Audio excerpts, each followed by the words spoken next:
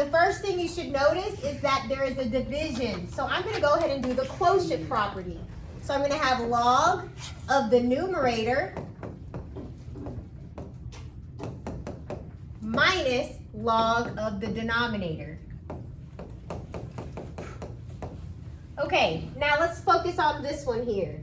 I have three things being multiplied. I have 2 times x cubed times this whole thing. So I'm going to split it up using the product property. So this will be log 2 plus log x cubed plus log of this. And by the way, guys, how can you rewrite a fifth root? 1/5. Exactly. So I'm going to rewrite this. I'm going to rewrite this as to the power of 1/5. Okay, minus this thing. And I'm just going to put parentheses around this so that you don't forget that this minus will go to everything that's in here, okay? So I'm going to apply the product property here. Log 2 plus log x plus 1 squared.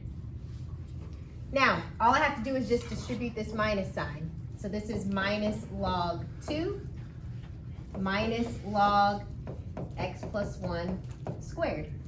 And I'm going to bring all this down. So I have log 2 plus, I'm going to use the power property and bring this exponent down to the front.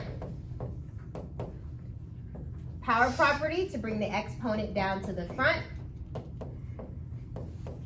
Oh, 1 minus x. And then all of that. This can also come to the front. So this is your final answer.